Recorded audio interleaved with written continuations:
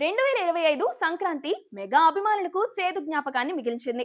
ఎన్నో అంచనాలతో వచ్చిన గేమ్ చేంజర్ దారుణంగా నిరాశపరిచింది.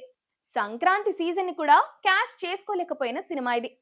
ఫ్లాప్ మాట అటుంచితే చరణ్ ఎఫర్ట్ మొత్తం బూడిదలో పోసిన పన్నీరులా మారిపోయింది. ట్రిపుల్ ఆర్ తర్వాత ఇలాంటి స్క్రిప్ట్ ఎందుకు ఎంచుకున్నాడంటూ ఫ్యాన్స్ బాధపడ్డారు. సినిమాలోని కొన్ని మూమెంట్స్ కూడా అలా ట్రోలింగ్ కి కూడా గురయ్యాయి. సరిగ్గా ఏడాది తిరిగింది. ఈ సంక్రాంతికి చిరంజీవినే రంగంలోకి దిగారు. మనశంకర వరప్రసాద్ గారితో ఓ సూపర్ హిట్ తన ఖాతాలో వేసుకున్నారు. చిరు కెరీర్ లోనే అత్యధిక వసూళ్లు సాధించిన సినిమాగా నిలిచింది.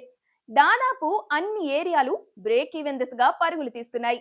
ఇప్పటికే అటు ఇటుగా 300 కోట్లకు పైగా గ్రాస్ తెచ్చుకుందని చిత్ర బృందం అధికారికంగాను ప్రకటించేసింది. ఓ రకంగా మెగా ఫ్యాన్స్ కు ఈ సినిమా ఊరటి ఇచ్చిందనే చెప్పుకోవాలి. ముఖ్యంగా చిరు సినిమాకు ఇన్ని వసూళ్లు రావడం, థియేటర్లు కిటకిటలాడిపోవడం చూసి చాలా కాలమైంది.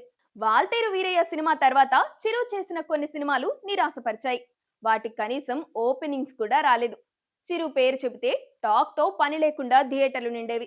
కొన్నాళ్లుగా ఆ ఊసు కనిపించలేదు. మళ్ళీ చాలా కాలం తర్వాత ఆ ఉధృతికి బాక్స్ ఆఫీస్ సాక్ష్యంగా నిలిచింది. నిజానికి సంక్రాంతి సీజన్ చిరుకి బాగా కలిసొచ్చింది. రీ ఎంట్రీ తర్వాత ఖైదీ నెంబర్ 150, వాల్తేరు వీరయ్య చిత్రాలు పండక్కే వచ్చాయి. ఇప్పుడు మనశంకర్ వరప్రసాద్ వంతు. ఇవి మూడు ఒకదాన్ని మించి మరొకటి హిట్. పైగా గతేడాది చరణ్ ఫ్లాప్ లెక్క కూడా చిరు ఈ ఏడాది సరి చేసినట్లయింది.